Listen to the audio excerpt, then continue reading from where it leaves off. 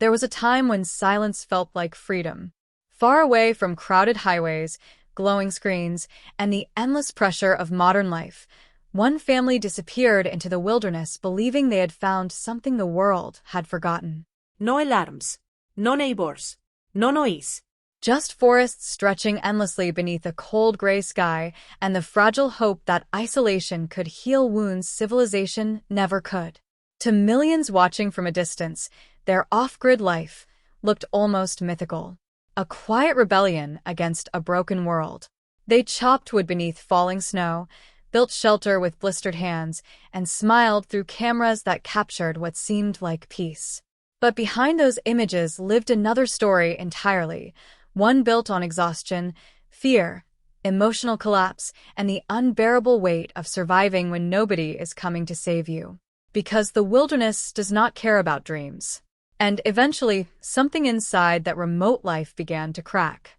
The deeper they escaped from society, the more they were forced to confront themselves, their loneliness, their hidden grief, and the terrifying realization that sometimes the thing people run toward becomes the very thing that destroys them.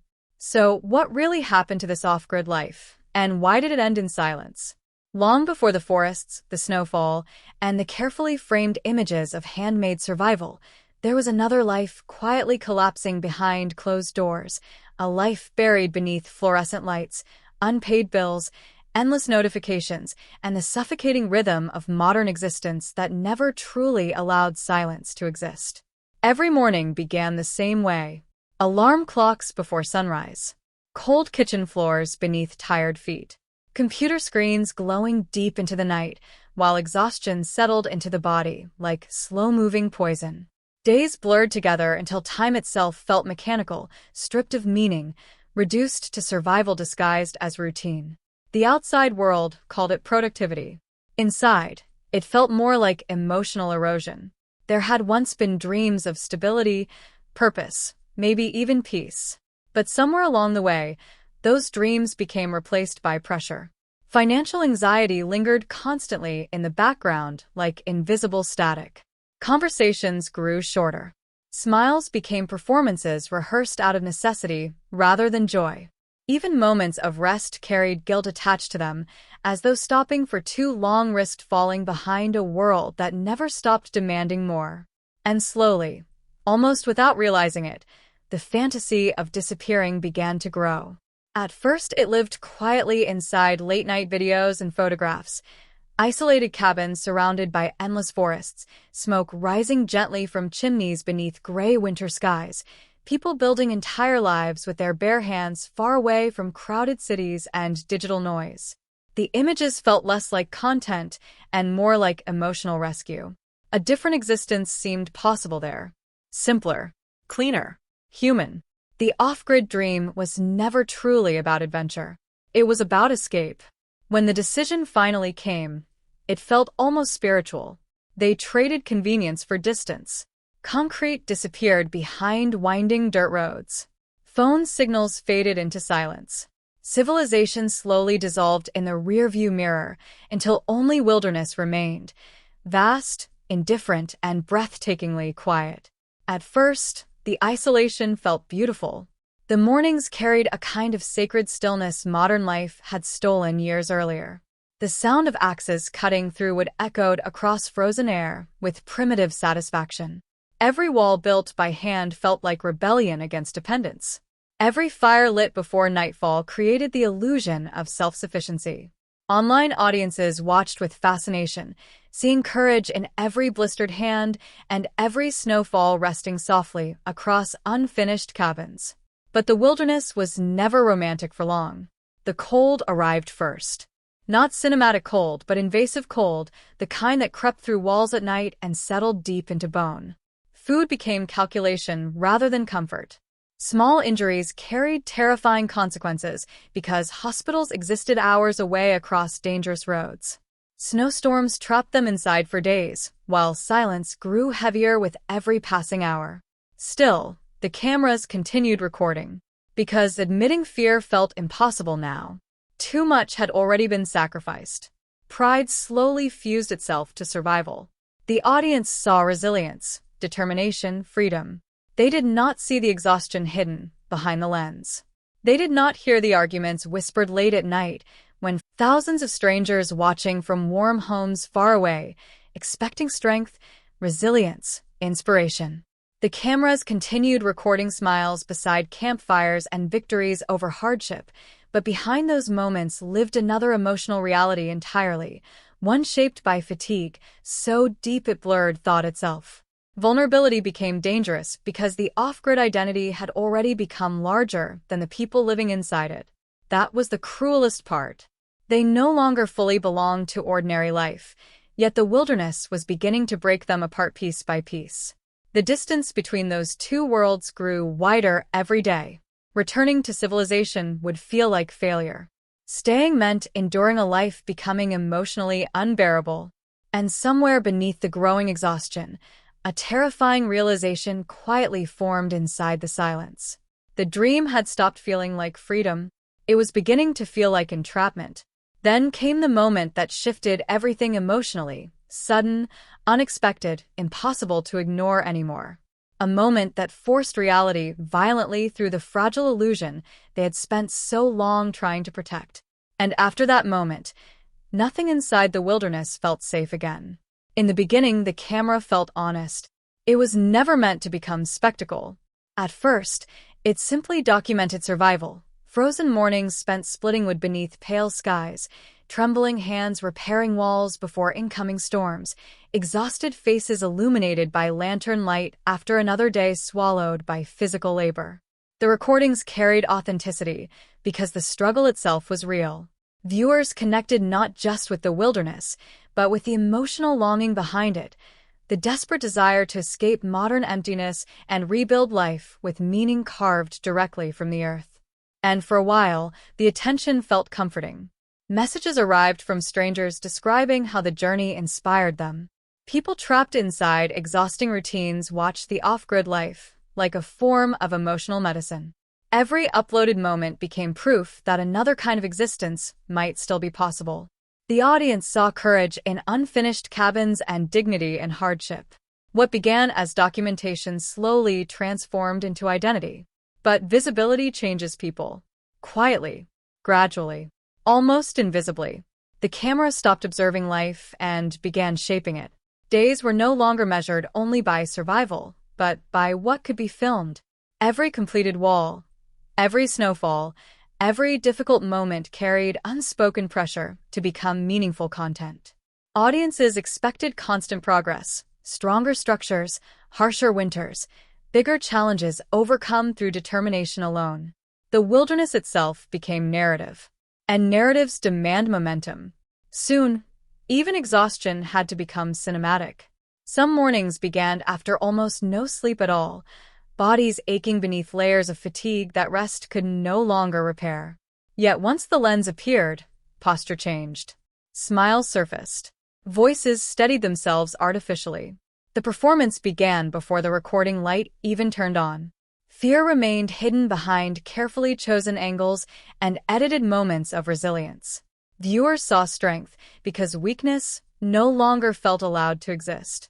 The emotional cost of that performance became devastating. Failures carried two different kinds of consequences now. A damaged roof or ruined supply line no longer threatened only survival, it threatened identity. Financial stability increasingly depended on maintaining the illusion that freedom was still working, even while freedom itself quietly deteriorated behind the scenes. Admitting emotional collapse risked disappointing thousands of strangers who believed they were witnessing proof that escape from modern life was possible. And so the suffering continued privately. Inside the cabin, silence deepened. Conversations became functional rather than emotional. Fatigue settled permanently into facial expressions. There were moments when nobody spoke for hours except to discuss practical necessities, water, repairs, firewood, weather forecasts. Human connection slowly eroded beneath the relentless pressure of surviving and performing survival at the same time. Outside, nature remained indifferent. The forests did not care about subscribers, inspiration, or carefully edited dreams. Snowstorms arrived without mercy. Equipment failed unexpectedly. Injuries healed slowly in isolation.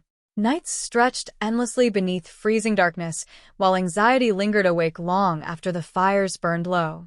And somewhere within that exhaustion, something fragile inside them began quietly breaking apart. Then came the crisis. Not dramatic at first. Not cinematic. Just a moment. A body pushed too far. A mind collapsing beneath invisible pressure. Financial fear tightening like a noose around every decision.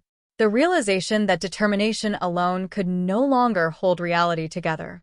Whatever the exact form of the crisis was, its emotional impact shattered the illusion completely. For the first time, optimism failed to hide the truth.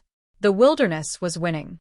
And once that realization entered the room, it could not be removed again. The audience sensed it immediately. Something had changed in the eyes behind the camera. The energy felt different now, slower, heavier, haunted by exhaustion too deep to disguise anymore. Viewers noticed the forced smiles, the distant expressions, the pauses that lingered too long before sentences began. But they still only saw fragments. They could not yet understand the full emotional damage hidden beneath the images. Because far away from the audience, beyond the edited videos and beautiful landscapes, the off-grid dream was no longer collapsing quietly. It was beginning to consume the people who built it. By the time the breaking point arrived, it no longer felt sudden. It felt inevitable. The wilderness had stopped resembling the dream they once chased with desperate hope. The forests no longer carried mystery or freedom. They stretched endlessly now, cold and indifferent beneath gray skies that seemed permanently drained of warmth. Snow gathered silently across unfinished roofs and abandoned tools, while the cabin itself creaked constantly beneath winter pressure, as though even the structure understood how fragile everything had become. Days lost their shape. Morning blended into evening through endless physical labor performed by bodies already running on exhaustion. Splitting wood became mechanical. Carrying water became punishment. Every task demanded energy that no longer existed. Sleep offered little recovery because anxiety remained awake long after the body collapsed into bed. Some nights passed almost entirely in silence, except for wind pressing violently against the walls and distant trees groaning somewhere inside the darkness. Inside the cabin, emotional distance deepened into something almost unrecognizable. Conversations became sparse, stripped down to necessity alone. There was no energy left for reassurance or tenderness. Fatigue hollowed out every interaction until even eye contact felt exhausting. The smallest inconveniences triggered quiet frustration because both minds and bodies had already been stretched beyond their limits. Yet neither person fully knew how to admit what was happening, because admitting the truth would destroy everything the off-grid life had come to represent. The audience still watched from afar, expecting resilience. Strength. Proof that escape from modern life could still lead somewhere meaningful. And trapped beneath that expectation was a growing sense of shame so powerful it became almost physical. Every unfinished project outside the cabin stood like evidence of personal failure. Half-built walls disappeared beneath snowdrifts. Broken equipment remained untouched for days because motivation itself had begun collapsing. The dream no longer inspired survival. It demanded sacrifice without end. And slowly, another realization emerged, one far more frightening than physical hardship itself. Survival alone was not enough to sustain a human soul.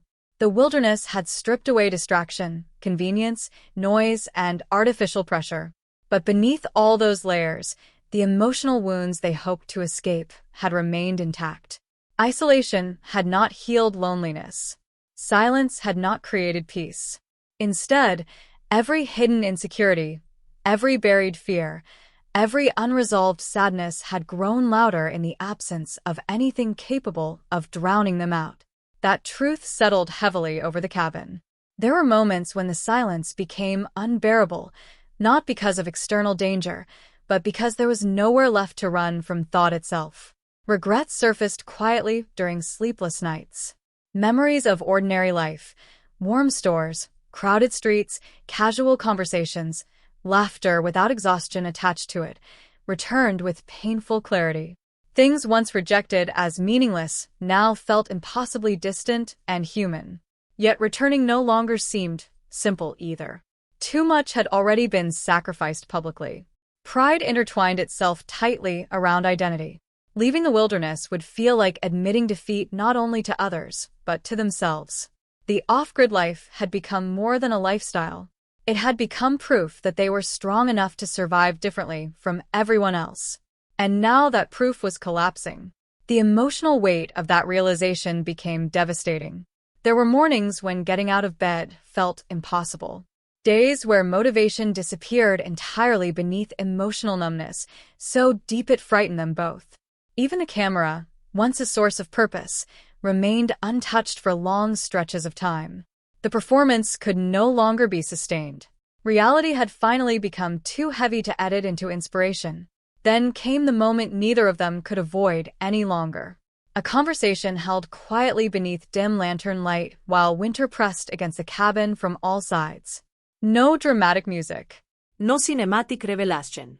Just exhaustion speaking honestly, for the first time in months. Something had to change. Because staying meant continuing to disappear emotionally piece by piece inside a life that no longer felt survivable. But leaving meant abandoning the very dream that had once saved them from hopelessness in the first place.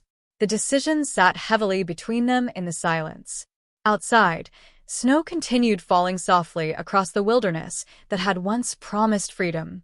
Inside, two exhausted people finally faced the truth they had spent so long trying not to see. The life they built to escape suffering had become another form of it entirely. And somewhere deep in the darkness of that realization, the dream finally began to die. In the end, the wilderness remained exactly as it had always been. The forest still stretched endlessly beneath cold skies. Snow still settled across rooftops in complete silence. Wind still moved through the trees with the same haunting indifference it carried long before anyone arrived searching for meaning among the mountains. Nature itself had not changed. They had. By the time the dream finally began slipping away, there was no dramatic ending waiting at the edge of the story. No single catastrophic moment. No clean conclusion capable of separating hope from failure. Instead, the off-grid life faded slowly beneath exhaustion, reflection, and the painful understanding that some emotional truths cannot be escaped simply by changing geography. The cabins remained standing, but they no longer symbolized freedom in the same way. They became monuments to longing, physical evidence of humanity's ancient desire to disappear from suffering and begin again somewhere untouched by pressure, noise, and disappointment. Every handmade wall carried traces of hope inside it. Every trail through the wilderness held memories of determination powerful enough to abandon ordinary life entirely. And yet the silence had revealed something far more unsettling. Isolation does not erase pain. It amplifies it. Far away from distractions, modern routines, crowded streets, and endless digital noise, every hidden fracture inside the human mind becomes impossible to ignore. Loneliness grows sharper in silence. Fear echoes louder. Regret settles deeper. The wilderness stripped away performance until only emotional truth remained, raw and unavoidable. Still, not everything had been illusion. Some parts of the dream were real. There had been genuine beauty in waking beneath untouched skies untouched by civilization. There had been dignity in learning survival, with bare hands. There had been moments of peace impossible to manufacture inside modern life. Quiet mornings beside firelight, snowfall drifting softly across forests, the profound simplicity of depending on nature rather than systems built by strangers. Those moments mattered. But survival without emotional balance came at a devastating cost. The off-grid world exposed wounds that ordinary life had once kept hidden beneath distraction and routine. The isolation forced confrontation with fears too deep to outrun. Fear of inadequacy, fear of failure, fear that no matter where people go, they eventually carry themselves there too. That realization changed everything.